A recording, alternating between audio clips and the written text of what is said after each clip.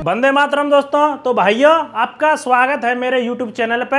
और अगर आपको ये इन्फॉर्मेशन जो मैं आपको देने वाला हूँ और ये जानकारी जो मैं आपको बताने वाला हूँ ये आपको अच्छी लगे तो इस वीडियो को लाइक, कमेंट और शेयर करना ना भूलें, क्योंकि जो यह जानकारी है वो मैं चाहता हूँ कि भारत के हर नागरिक को पता हो, भारत के हर कोने में पहुँचे। क्योंकि जो ये चीज़ें हैं जो हम महामारी के दौर से गुजर रहे हैं, जो लोग हैं वो यूं ही लाखों की तादाद में मर रहे हैं, इसका मेन कारण क्या है और क्यों ऐसी चीज़ें हो रही हैं।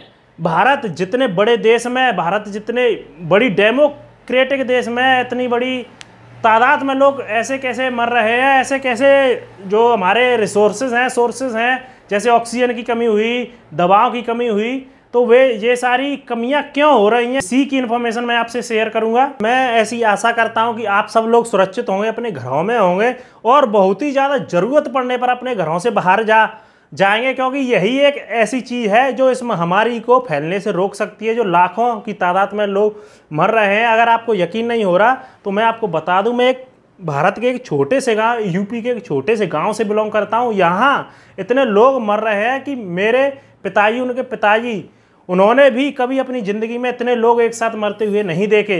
तो मैं आशा करता हूं कि आप सब लोग सुरक्षित रहें, सेफ रहें, अपनों का ख्याल रखें और अपना ख्याल रखें कि जो डॉक्टर्स हैं, जो पुलिस है, वो लोगों का फ़ायदा कैसे उठा रही है इस महामारी में, कैसे वो अपनी जेबें भर रही है। जैसे एग्जाम्पल मैं दूँ आपको, तो जैसे आगरा में जो हॉस्पिटल्स हैं वो पहले एक दिन का चार्ज लेते थे 5,000, अब ले रहे हैं 60,000। ऐसे ही एक इंजेक्शन का चार्ज, जो इंजेक्शन है जो कोरोना में काम आ रहा है, जो सांस वास की बीमारी होती है उनमें यूजफुल होते हैं, उनका चार्ज 2 से 2,500 था, उनका चार्ज आज बढ़कर 70 से 80,000 कर दिया गया है। तो लोग इस महामारी के दौर में भी जो बेचारे गरीब लोग हैं, जो बेबस लोग हैं, जो बीमार लोग हैं, उनका फ़ायदा उठाना नहीं भूल रहे। इन द लास्ट मैं आपसे बात करना चाहता हूं कि ये जो इतनी बड़ी डेमोक्रेटिक कंट्री है अपनी, जो इतने रिसोर्सेज हैं, इतने सोर्सेज हैं, वहाँ आखिर अकाल कैसे पड़ गया, दवाइयों का, ऑक्सीजन का अकाल कैसे पड़ गया।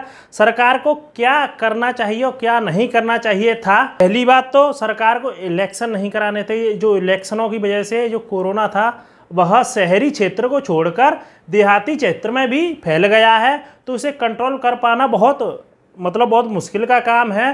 तो इसमें ज़्यादा से ज़्यादा हिदायत दी जा रही है अब कि आप अपने घरों में रहें, बहुत ही ज़्यादा ज़रूरत हो जब घरों से बाहर जाएं, वो भी अपनी फुल सेफ्टी के साथ, मास्क वास्क लगा के, 2 गज की दूरी, किसी से बातचीत नहीं करना। तो इन सारे चीज़ों का आपको ध्यान रखना है। अपने हाथ बार बार धोना, आप खुद को सैनिटाइज करते रहना, आप जिससे भी मिले उसे पहले सैनिटाइज करें और दूर से बात करना, हाथ बात ना मिला के।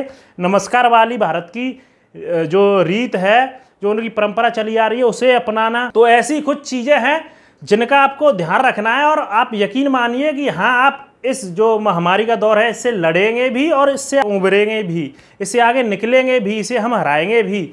हम सब भारत के नागरिक, जब भारत ऐसी महामारी के दौर से गुजर रहा है, जब भारत के नागरिक, जब भारत के लोग जो हैं वो बहुत ज़्यादा परेशान हैं, बहुत ज़्यादा बीमारी के दौर से गुजर रहे हैं, तो ऐसी जो समस्या है उसमें हम भारत के साथ हैं, हम यूनाइट हैं। शुरुआत से इतिहास इस चीज़ का गवाह है कि भारत में हमेशा से ऐसे महान योद्धा, महान वॉरियर्स पैदा होते रहे हैं, बहुत मजबूत देश रहा है। तो उसी मजबूती का हम एग्जाम्पल लेते हुए खुद को इतनी इतनी मजबूती से खड़ा करेंगे इस कोरोना के सामने कि हाँ, कोरोना भी कहेगा कि हाँ, मैं किस देश में आ गया, मैं कहाँ फैल गया। तो दोस्तों, मैं आपसे यही उम्मीद करता हूँ कि आप सेफ रहेंगे, अपनों को सेफ रखेंगे, सुरक्षित रखेंगे, घरों में रहेंगे, ना ज़्यादा किसी से तालमेल रखेंगे। जितना कम यह फैलेगा उतना ही अच्छा रहेगा। जो यह फैला है, आप एक बात हमेशा समझ लीजिए, जो सरकार हैं, जो पॉलिटिशियंस हैं, उनको कोई फ़र्क नहीं पड़ता घंटा की जनता मर रही है क्या कर रही है। आपको मैं एक आंकड़ा बता दूँ, आपने एक सोनू सूद की वीडियो जो वायरल हुई है वो आपने देखी होगी यूट्यूब पर और ट्विटर पर देखी होगी, फेसबुक पर देखी होगी कि जो लोग क्रीमेशन कराने जाते हैं अपने परिवार वालों का, उनका खर्चा कितना आता है। भारत में आज इतनी मौतें हो रही हैं कि उनका एक दिन का खर्चा, जो लोग सिर्फ मर रहे हैं उनका खर्चा अंतिम संस्कार करने का 10 से 20,000 खर्चा बैठता है एक इंसान का क्रीमेशन कराने के लिए, उसका अंतिम संस्कार कराने के लिए। तो सोनू सूद ने एक मुहिम निकाली थी एक वीडियो डाली थी कि सरकार को ये सारे जो रिचुअल्स हैं, जो अंतिम संस्कार वाली जो रीति रिवाज हैं, वो सारे जो शमशान घाट है या कब्रिस्तान है वहाँ फ्री कर देने चाहिए, जिससे लोगों का पैसा बचे। एक तो पहले ही डॉक्टर और पुलिस वाले उनको लूट लेते हैं, डॉक्टर्स पहले ही इतना पैसा उन लोगों से लूट लेते हैं, फिर भी उनकी जान नहीं बच पाती, तो फिर उसके बाद वो शमशान घाट में लूटे जाते हैं, तो वहाँ तक लूटे जा रहे हैं लोग। तो रिक्वेस्ट की है लोगों ने, और सोनू सूद जो बहुत बड़े ह्यूमैनिटेरियन के रूप में उभरे हैं इस महामारी में, बहुत बड़े मतलब उनका व्यक्तित्व तो बहुत बड़ा हो गया है, तो उन्होंने रिक्वेस्ट की है सरकार से कि वह कुछ ऐसा करे जिससे लोगों को उनके अंतिम कम से कम उनकी अंतिम यात्रा में तो दिक्कत ना हो। तो मैं भी अपनी सरकार से, आप सभी लोगों से यही उम्मीद करता हूँ कि आप भी इस चीज़ के खिलाफ आवाज़ उठाएं, जिससे लोगों को मदद मिले, कम से कम वो अपनी अंतिम यात्रा तो अच्छी तरीके से कर पाएँ, अच्छे तरीके से अपने घर वालों की अंतिम यात्रा को पूर्ण कर पाएं। के ही साथ मिलते हैं अगली वीडियो में। Till then stay happy, stay healthy, stay safe, stay home. जय हिंद, जय भारत।